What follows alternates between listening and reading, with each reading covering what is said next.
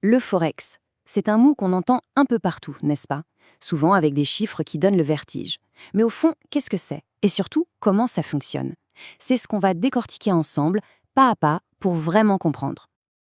Alors, voilà notre programme. On va commencer par la base, c'est quoi le forex? Ensuite, on verra comment le trading fonctionne concrètement, ce qui fait bouger les devises, puis comment on bâtit une stratégie. Et on finira par un point essentiel, les risques à connaître.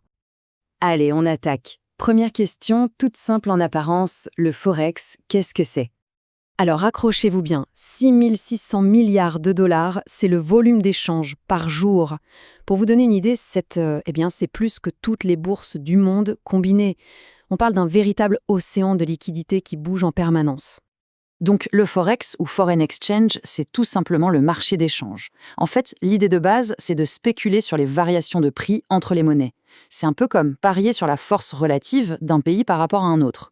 On se dit, tiens, l'économie de la zone euro va super performer celle des États-Unis, alors on achète des euros en vendant des dollars. L'objectif, les revendre plus cher un peu plus tard. Ok, et qu'est-ce qui rend ce marché si particulier? Bon, déjà, sa liquidité est dingue. On achète et on vend en un claquement de doigts. Ensuite, il ne dort jamais. Il est ouvert 24 heures sur 24, 7 jours sur 7.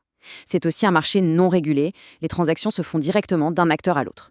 Et le point clé, c'est que le dollar américain est partout, impliqué dans quasi 90% des échanges. C'est lui le roi du jeu. Bon, on a planté le décor. Un marché gigantesque. Mais concrètement, comment ça marche une transaction? Tout repose sur un concept fondamental, les paires de devises. Alors voilà le truc. Sur le forex, une monnaie n'a pas de valeur dans l'absolu. Jamais. Sa valeur est toujours exprimée par rapport à une autre. C'est pour ça qu'on parle de paire. C'est vraiment un face-à-face, un match, si on veut. L'euro contre le dollar, le yen contre la livre sterling. Et chaque trade, c'est un pari sur qui va gagner en force. Regardons un exemple, ça sera plus simple. EUR-USD égale 1,15. Qu'est-ce que ça veut dire? Tout bêtement qu'avec 1 euro, on peut acheter 1 dollar et 15 cents. Voilà. Et tout le boulot du trader, c'est de se demander est-ce que ce chiffre va monter ou est-ce qu'il va descendre? Ok, donc les valeurs bougent. Mais pourquoi? Qu'est-ce qui fait qu'un jour l'euro est plus fort et le lendemain c'est le dollar? Quelles sont les forces en jeu? Au final, ça revient toujours à la loi la plus simple de l'économie, l'offre et la demande. Et qu'est-ce qui influence cette offre et cette demande? C'est l'état de santé général d'un pays, tout simplement. Et là, le trader se transforme en véritable détective économique. Il va surveiller plein de choses. Les taux d'intérêt, par exemple. Une banque centrale qui les augmente, hop, ça rend sa monnaie plus intéressante pour les investisseurs. L'inflation, c'est l'inverse. Ça ronge la valeur d'une devise. Et puis, bien sûr, il y a la croissance économique, le chômage, la dette du pays et même le contexte politique. La stabilité, c'est crucial. Chaque information est une pièce d'un immense puzzle. Très bien, on a tous ces facteurs, toutes ces infos. Mais comment on passe de l'info à la décision? J'achète maintenant ou je vends? C'est là qu'interviennent les stratégies. En gros, il y a deux grandes approches, deux écoles qui s'opposent un peu. D'un côté, on a l'analyse fondamentale. Là, on creuse, on regarde la santé de l'économie, la politique. On cherche à comprendre la valeur juste d'une monnaie. C'est le pourquoi. Et de l'autre côté, il y a l'analyse technique. Les analystes techniques, eux, ils s'en fichent un peu du pourquoi. Ils regardent les graphiques, les figures, les tendances passées, et ils parient sur le fait que l'histoire va se répéter. C'est le comment et le quand.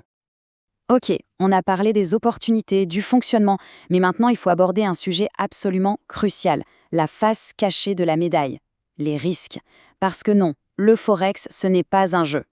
Il y a surtout deux grands risques qui pèsent sur n'importe quel trader, et en particulier sur celui qui débute.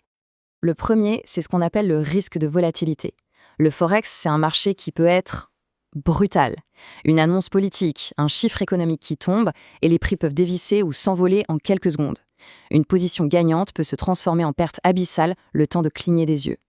Le deuxième risque, et celui-là est peut-être le plus dangereux, c'est le risque de levier.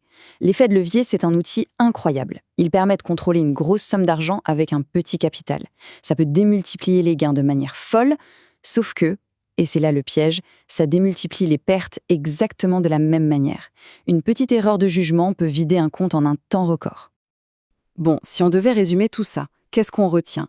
D'abord que le forex est le plus grand marché financier du monde, que tout est basé sur la spéculation sur des paires de devises, que les prix, eux, sont influencés par la santé économique et politique des pays.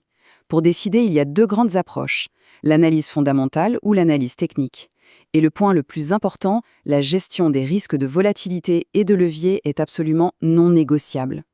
Et ça nous amène à une question de fond.